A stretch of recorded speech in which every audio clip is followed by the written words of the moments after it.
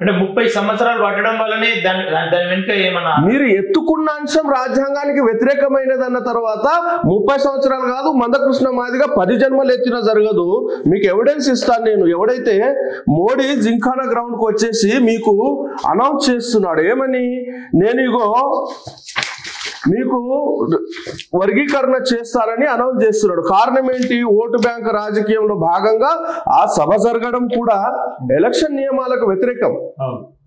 దేశానికి ఒక prime minister ఒక కులానికి సంబంధించిన మీటింగ్కి ఎలా వస్తాడు? వాళ్ళ పక్షాన న్యాయం ఉంది కాబట్టి వచ్చిందని. న్యాయం ఉన్నదా? ఇదే మోడీ పార్లమెంట్ లో ఇచ్చినటువంటి డాక్యుమెంట్ 26 జూలై 2023లో వర్గీకరణ అనే అంశం మీద చర్చ వచ్చినప్పుడు చాలా స్పష్టంగా ఎవరు minister of state for social justice and empowerment ఎవడు శ్రీ ఏ నారాయణ స్వామి ఎప్పుడు ఇచ్చింది? 2023 జూలై 26న పార్లమెంట్ లో ఇచ్చిన సమాధానం ఏమిటంటే రిజర్వేషన్ లో వర్గీకరణ అనేది చేయడం సాధ్యం కాదు అని చెప్పింది. అంతే కదా? 2023లో చెప్పింది కదా. మరి మోడీ సభలు వచ్చి ఏ విధంగా చేస్తా అంటాడు? అతని గవర్నమెంటే కదా, అతని క్యాబినెట్ మినిస్టరే కదా. అతని క్యాబినెట్ మినిస్టర్ ఇది పార్లమెంట్ చేయడం సాధ్యం కాదు అని స్పష్టంగా చెప్తున్నప్పుడు ఈయన సభలు వచ్చి అవుతుందని చెప్పడము ఏ విధంగా అవుతుంది? ఏ విధంగా అవుతుంది అంటే సుప్రీంకోర్టు ద్వారా దొడ్డిదారిన దొంగ మార్గాన రాజ్యాంగం మీద జరిగినటువంటి దాడి కాబట్టి మాలల రోడ్డు మీదకి వచ్చిండ్రు. మాలలు వాళ్ళ కొరకు రాలా. అంటే ఇక్కడ సుప్రీంకోర్టే తప్పుడు నిర్ణయం ఇచ్చింది. చాలా క్లియర్ గా సుప్రీంకోర్టు ఇచ్చినటువంటి 565 పేజీల జడ్జిమెంట్ లో ఎక్కడ కూడా చట్టబద్ధత లేదు, రాజ్యాంగానికి లోబడి లేదు. అది అకాడమిక్ ఆర్గ్యుమెంట్స్ ను బేస్ చేసుకొని ఇప్పుడు మీరు అంటున్నారు ఏమని, మరి వెనుకబడిన వాళ్ళకి న్యాయం జరుగుతుంది కదా, లబ్ధి పొందిన వాళ్ళకి కదా క్రిమిలేయర్ నష్టం చేసేదని. అటువంటి ఆలోచన కలిగి ఉన్న వాళ్ళకు మాత్రమే అది న్యాయంగా కనబడుతుంది. సుప్రీంకోర్టు ఇచ్చినటువంటి జడ్జిమెంట్, సుప్రీంకోర్టు ఇచ్చినటువంటి జడ్జిమెంట్ కాదు, అది గైడ్ లైన్స్, అది మాండేట్ కాదు. రాష్ట్రం ఖచ్చితంగా చేయాలనేది కాదు. రాష్ట్రాలు ఈ విధంగా చేసుకోవచ్చు. ఏ విధంగా చేసుకోవచ్చు? ఆర్టికల్ 341 ను ఈ విధంగా వర్గీకరించుకోవచ్చు. అది చట్టబద్ధత లేదు దానికి. కానీ ఇలా ప్రభుత్వం ఆల్రెడీ దానికోసం ఒక కమిటీ నిర్ణయించింది. ఆ కమిటీలో భాగంగా ఆల్రెడీ పనులు జరుగుతూ ఉన్నాయని చెప్పి దీన్ని కూడా చెప్తాను. మా మంద ఏలియా ప్రెస్ మీట్ పెట్టిన ప్రతిసారి ఏదో డాక్యుమెంట్ తీసుకొస్తాడు. ఉషా మెహ్రా కమిషన్ వర్గీకరణను సమర్థించింది. ఉషా మెహ్రా కమిషన్ ఏమన్నది ఇప్పటివరకు మీడియా పరంగా ఎవరైనా చూసిండా? లేదు.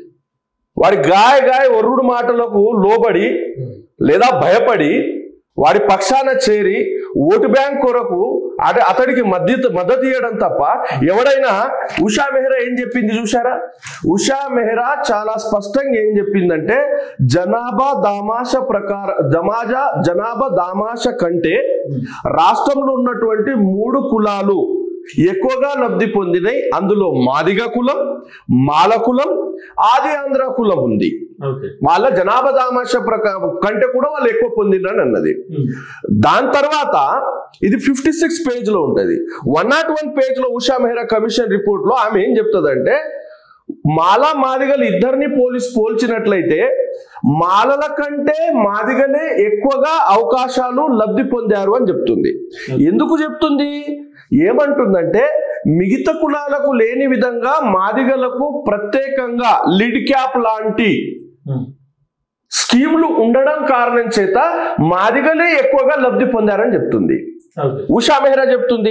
ఈ ఉషా మెహ్రా కమిషన్ లో ఫైనల్ కంక్లూషన్ ఏంటంటే ఆర్టికల్ 341 ను పార్లమెంట్ లో సవరణ చేసి 341 క్లాస్ 3 కింద చేర్చినప్పుడు మాత్రమే వర్గీకరణ చేయడం సాధ్యము అంటుంది. ఇది ఉషా మెహ్రా ఇచ్చిన రిపోర్ట్. ఇమీడియట్ గా ఉషా మెహ్రా కమిషన్ కు ఏం చేసింది? ఎస్సీ ఎస్టీ నేషనల్ కమిషన్ వాతలు పెట్టింది. ఆర్టికల్ 338 క్లాస్ 9 ప్రకారము ఎస్సీ కులాల విషయంలో రాష్ట్ర ప్రభుత్వమైనా కేంద్ర ప్రభుత్వమైనా ఏదేని నిర్ణయం తీసుకోవాలి అన్నప్పుడు, ఏదేని చర్చ చేయాలన్నప్పుడు ఖచ్చితంగా ఎస్సీ ఎస్టీ నేషనల్ కమిషన్ ను సంప్రదించాలి. ఆర్టికల్ 338 క్లాస్ 9 ప్రకారము. సంప్రదించకుండా ఉషా మెహ్రా కమిషన్ ను కాంగ్రెస్ ప్రభుత్వం వేసింది కాబట్టి నేను దీన్ని కొట్టేస్తున్నా అని SC ST national commission chairman దీన్ని కొట్టిపడేసాడు. దీనికి వ్యాలిడిటీ ఉందా? అయిపోయింది. నెక్స్ట్ మీరు చెప్తున్నది ఏంటి? లోకూర్ కమిషన్ చెప్పింది. ఇంత బుద్ధిహీనమైన మాటలు అంటే లోకూర్ కమిషన్ వర్గీకరణ చేయమన్నదా? అరే మాట్లాడితే ఎంత అసంబద్ధమైన మాటలు అంటే మీడియా ముందర వచ్చేసరికి వాడు నోరు తెరిస్తే చాలని అబద్ధాలే. ఒక్క నిజము మాట్లాడే ఇది లేదు. లోకూర్ కమిషన్ వర్గీకరణ చేయమన్నదని ఎక్కడ చెప్పింది? ఏ రిపోర్ట్ లో చెప్పింది నాకు? ఇది లోకూర్ కమిషన్ రిపోర్ట్ నా దగ్గర ఉంది. లోకూర్ కమిషన్ ఏం సజెషన్ చేసింది? దీంట్లో హెచ్డి హేడా అని పార్లమెంట్ సభ్యుడు ఫ్రమ్ నిజామాబాద్, అతడు ఏమంటాడంటే మాలలు మాక్సిమం గా ఎక్కువ లబ్ధి పొందినారు, లేదా ఫార్వర్డ్ క్యాస్ట్, వాళ్లకు అంటరానితనం లేదు కాబట్టి వాళ్లకు ఎస్సీ లిస్టుల జాబితా నుండి తొలగించాలన్నాడు హెచ్డి హెడా. దాని తర్వాత ఒకడు, వాడి పేరు ఏంటంటే MP Anjanappa, he's from Andhra Pradesh. అతను ఇంకో రిప్రజెంటేషన్ ఇచ్చాడు. ఏమిచ్చాడు? మోచీలకు కుల వివక్షత లేదు, మోర్చీలు ఆర్థికంగా బలపడినటువంటి కులము కాబట్టి మోచీలను ఎస్సీ జాబితా నుండి తొలగించాలి. ఇది 2 రిప్రజెంటేషన్స్. వీడు ఏమంటాడంటే వీడికి చదువు లేదు చెప్తున్నాడంటే అది ఇంకో విషయం. చదువుకున్నోళ్ళు కూడా ప్రెస్ మీట్లు పెట్టి ఆయన చెప్పింది నిజము, లోకూర్ కమిషన్ చేయమన్నది, ఉషా మెహ్రా చేయమన్నది. అరే మీకు చదవడం శాత కాదా? చదువు లేదా? జ్ఞానం లేదా? ఏం మాట్లాడుతున్నారు? లోకూర్ కమిషన్ కు వచ్చిన ఆ రిప్రజెంటేషన్ యాక్చువల్లీ లోకూర్ కమిషన్ 1965 లో ఎందుకు వచ్చింది? ఎస్సీ కులాల జాబితాను సవరించడానికి వచ్చింది.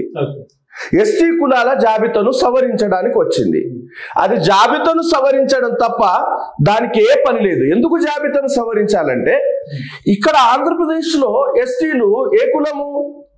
లంబాడలు దేంట్లో వస్తారు? ఎస్టీ రిజర్వేషన్లు వస్తారు. లంబాడలు కర్ణాటకలో దేంట్లో వస్తారు? ఎస్టీ రిజర్వేషన్లు వస్తారు. ఇదే లంబాడలు రాజస్థాన్ గుజరాత్ లో ఎక్కడ వస్తారు? ఓసీలలో వస్తారు. వీళ్ళే లంబాడలు మహారాష్ట్రలో దే కులంలో వస్తారు? ఓబీసీలో వస్తారు. అంటే ఈ రిజర్వేషన్స్ యొక్క ఫ్యాక్టర్ ను దృష్టిలో పెట్టుకొని ఆ జాబితాను సవరించడానికి వచ్చింది లోకూర్ కమిషన్.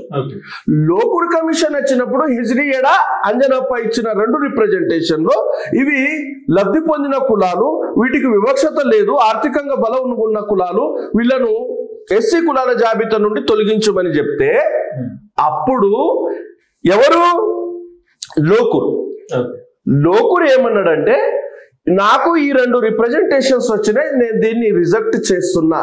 కారణం ఏమిటంటే నా పని ఈ ఎస్సీ కులాల జాబితాను సవరించడం తప్ప ఒక కులాన్ని చేర్చడం, ఒక కులాన్ని తొలగించడం అది నా పరిమితిలో లేనటువంటి అంశం. ఇటువంటి 2 రిప్రజెంటేషన్స్ వచ్చినాయి, ఈ రెండింటిని నేను కొట్టేస్తున్నా అని చెప్తున్నాడు. స్పష్టంగా రిపోర్ట్లు చెప్తున్నాడు.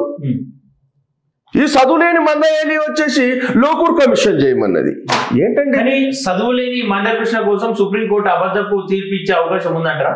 సుప్రీంకోర్టు ఇంట్రెస్ట్ మందకృష్ణ కొరకు. వాస్తవం ఏమిటంటే కృష్ణ మాదిగకు ఈ తీర్పులో సంబంధం లేదండి.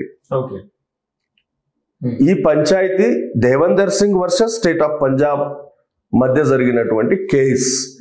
మందకృష్ణ వాళ్ళ కులంలో హీరో అవ్వడానికి, తానే మొత్తం చేసిన అని ప్రచారం చేయడానికి ఇమీడియట్ గా ప్రెస్ మీట్ పెట్టి మాలల్ని రెచ్చగొట్టాడు. మాలలు మనువాదులు అన్నాడు. ఎంత దారుణం అంటే మాలలు మనువాదులు అంట, ఇంకోటి మాలలు మనువాదులు అంటే అన్నారు బాబాసాహెబ్ అంబేద్కర్ ఓన్లీ మహర్ల నాయకుడు, ఇతర కులాల నాయకుడేం కాదు. ఇంకో మాట ఏమన్నాడు?